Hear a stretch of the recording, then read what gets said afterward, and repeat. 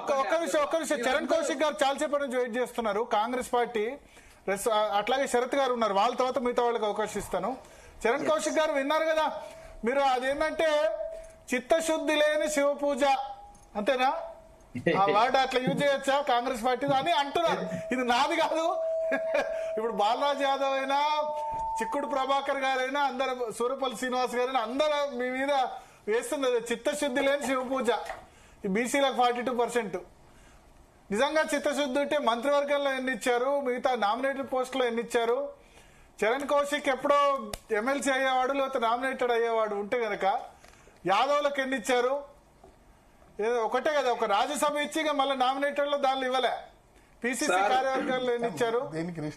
Sir Congress party చిత్తశుద్ధి ఉంది కాబట్టి తెలంగాణ రాష్ట్రంలో కులగన్న చేశారు. దేశంలో ఏ రాష్ట్రంలో చేశారో మీరు చెప్పండి. కాంగ్రెస్ పార్టీ చిత్తశుద్ధి బీహార్ చేశారు సార్. కులగన్న విషయంలో కాంగ్రెస్ పార్టీ చిత్తశుద్ధితో ముందుకు పోయిన మాట వాస్తవం. ఎందుకంటే కులగన్న అనేది ఈ రోజు తెలంగాణ కాదు, దేశానికే ఆదర్శవంతంగా తెలంగాణ చూస్తా ఉన్నారు. ఎందుకంటే కేంద్ర ప్రభుత్వం తెలంగాణలో కులగన్న చేయమని చెప్పి కేంద్రం మీద ఒత్తిడి చేస్తే కేంద్రము తెలంగాణలో కులగన్న చేస్తామని చెప్పేసి ఆల్రెడీ నార్థన్ స్టేట్ లో ప్రారంభించారు. దేశవ్యాప్తంగా కూడా కులగన్న చేయబోతా ఉన్నారు. అదే బీఆర్ఎస్ పార్టీ అయినా Bharatiya Janata party double stand తో ముందుకు పోతా ఉంది. రాష్ట్రంలో వాళ్ళు కులగన్నకు అనుకూలం, రిజర్వేషన్ పెంచేదానికి అనుకూలం అంటారు. కేంద్రంలో నాయకులేమో వ్యతిరేకం అని చెప్తా ఉన్నారు. అమిత్ షా గారు జార్ఖండ్ లో ఎలక్షన్ల సందర్భంగా మాట ఇచ్చింది 50% సీలింగ్ ఎత్తేస్తామని. వాళ్ళు మాటలు నిలుపుకునే ప్రయత్నంలో వారు ముందుకు పోవడం లేదు. కాబట్టి తెలంగాణ రాష్ట్రంలో కాంగ్రెస్ పార్టీ ఇప్పుడు ఒక నిమిషం, ఇప్పుడు సెప్టెంబర్ ఎప్పుడో కులగన్న అయిపోయింది, గవర్నర్ ఆగస్టు 30 అసెంబ్లీ పాస్ అయిపోయింది. ఇప్పుడు కరెక్ట్ గా దసరా ముందు 30వ తేదీ లాస్ట్ డేట్ అని 31వ రోజు ముందు నోటిఫికేషన్ ఇప్పించి మీరు 8వ తేదీ మళ్ళీ కేసు పెట్టి 9th నామినేషన్ పెడితే పైసలు వాళ్ళు ఏమన్నారంటే ఇంతకుముందు ఈటల రాజేందర్ గారు వచ్చారు, కాంగ్రెస్ వాళ్ళ దగ్గర బాగా పైసలు నట్టున్నాయి, 2 సార్లు అయినా ఖర్చు పెడతారు. కానీ పాపం ఇప్పుడు వార్డు మెంబర్లు, సర్పంచ్, ఎంపీటీసీ 8వ తేదీ స్టే వస్తే వాళ్ళ పరిస్థితి ఏంది? ఈ వారం రోజుల ఖర్చు ఎవరు భరిస్తారు? వాళ్ళందరిది 2 సార్లు 3 సార్లు ఎలక్షన్ కోసం ఎట్లా ఖర్చు పెట్టాలా? ఇక వారు ఒక ప్రజాప్రతినిధి నుండి అట్లా మాట్లాడితే ఉన్న అర్థం ఉందా? అంటే ఎలక్షన్ ఖర్చు పెట్టొద్దని చెప్పారు ఆయన. ఏ పార్టీ కాదు ఆయన, బీజేపీ అయినా కాంగ్రెస్ అయినా బీఆర్ఎస్ అయినా ఎవరు ఖర్చు పెట్టారు. 8th జాగ్రత్త, 8th నిలబడే అవకాశాలు తక్కువ అని చెప్పి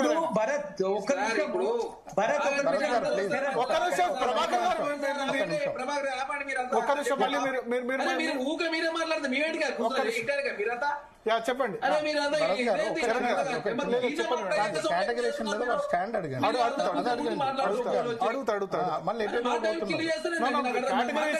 అన్ని ఇష్యూస్ ఉన్నాయి.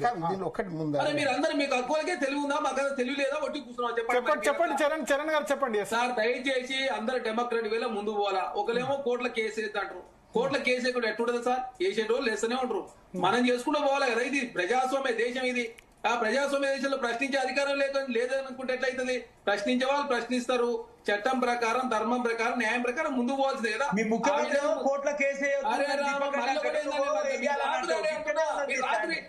ఆపండి.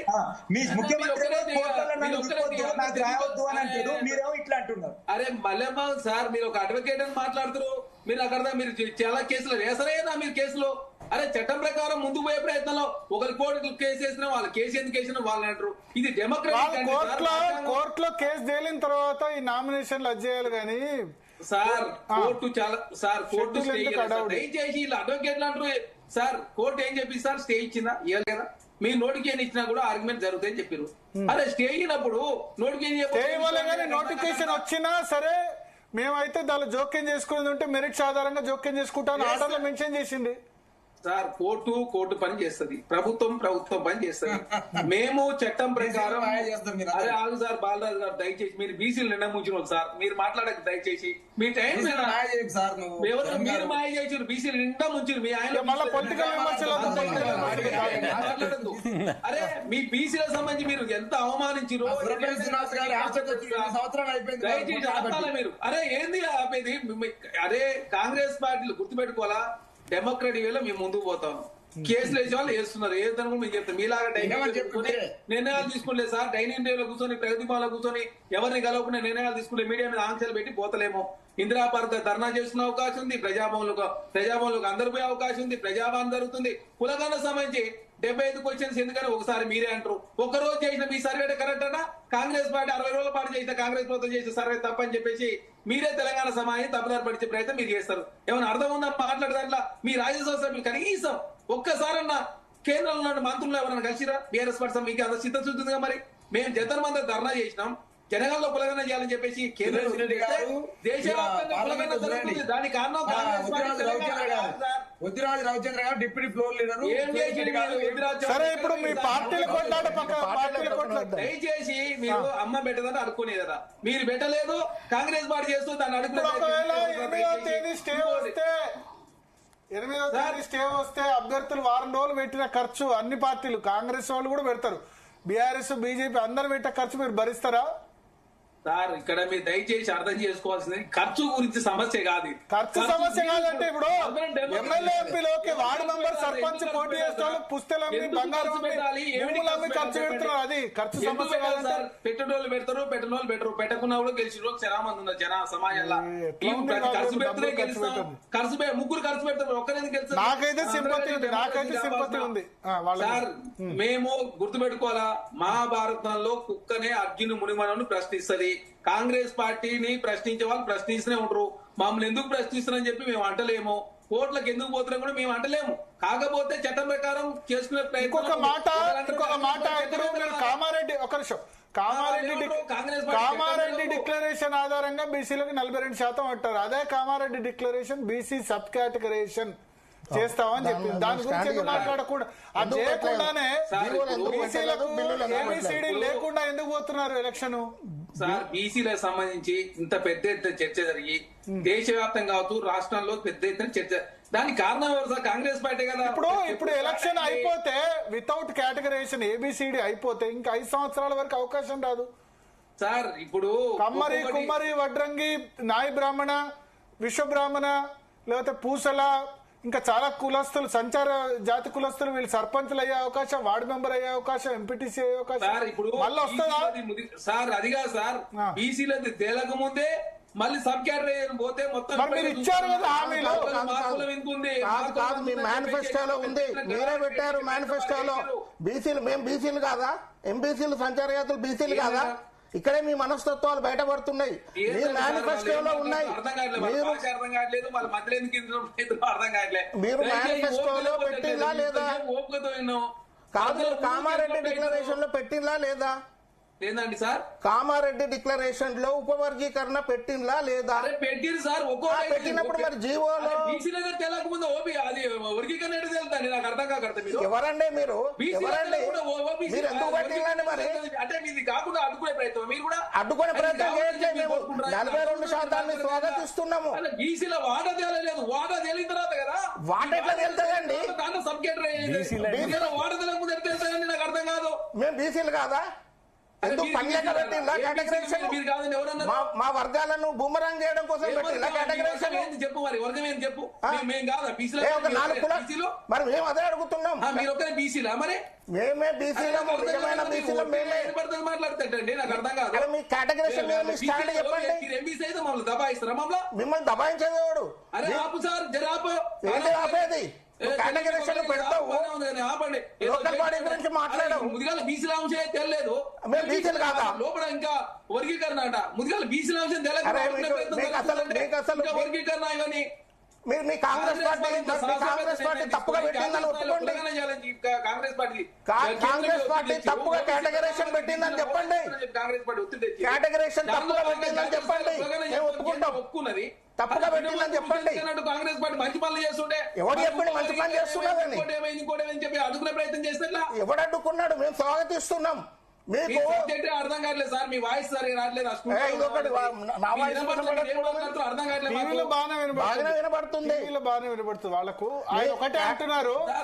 ఒక నిమిషం నేను చెప్తా, ఆయన చెప్పింది చెప్తా. ఆయన ఏమంటారంటే, ఒక నిమిషం, చరణ్ కౌశిక్ ఆయన ఏమంటున్నారంటే, బీసీలకు సబ్ కేటగరైజేషన్ ఇష్యూ కూడా మేనిఫెస్టోలో పెట్టారు కదా, మరి అది పెట్టినప్పుడు దాన్ని ఎందుకు రెండు ఇప్పుడు చేయకపోతే 5 సంవత్సరాల వరకు కూడా పాసిబుల్ కాదు కదా మళ్ళా ఎన్నికలు అయ్యేటప్పుడు సైమల్టేనియస్ గా ఒకటి. రెండో పాయింట్ అనేది అంటే బీసీలకు 42% ఎట్లొచ్చిందంటే ఎంబీసీల వల్లనే ఎక్కువ వచ్చింది. ఎందుకంటే అది కరెక్ట్, జనాభా ఆధారంగా బీసీలకు రిజర్వేషన్ లేవు కదా. మోస్ట్ బ్యాక్వర్డ్నెస్, అడిక్వేట్ రిప్రజెంటేషన్ లేదు, అడిక్వేట్ రిప్రజెంటేషన్ లేదు ఎంబీసీలకు కదా. సో దాని వల్ల ఈ కేసు ఇంకా ఎక్కువ ఫిట్ అవుద్ది ఏబిసిడీలు చేస్తే, అంతేనా? కరెక్ట్. కోర్టులో కొట్లాడొచ్చు అని అంటున్నాను ఆయన. నేను పాజిటివ్ గా మాట్లాడుతున్నా.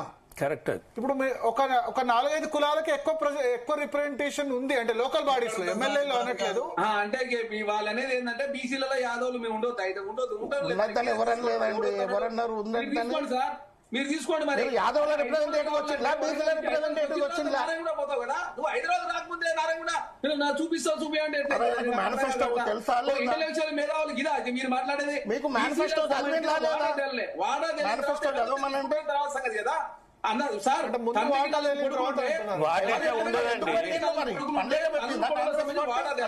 వాడా తెలియని తర్వాత ఎవరి పిల్లలు తర్వాత మంచుకుంటారు కదా ముదిగా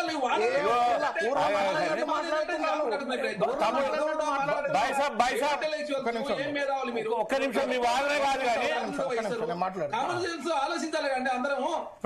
ఒక్క నిమిషం కౌశిక్ గారు మొత్తం స్టూడియోలో ఈ డిస్టర్బెన్స్ సార్, ఇది దయచేసి కాదు మీరు కావాల్సుకొని చెప్తున్నారు. మీరు చెప్పండి. ఇప్పుడు వీరి లెక్క ప్రకారం చెప్పేది ఏంటంటే, ఒక భరత్ గారు మీరు ఏం చెప్తున్నారంటే అసలు వాటా తేలిన తర్వాత వీళ్ళు మాకు దయాదక్షిణంగా ఇస్తారు అని చెప్తాను. ఇంకొకటి ఏంటంటే ఈయన ఏం చెప్తున్నారంటే కౌశిక్ గారు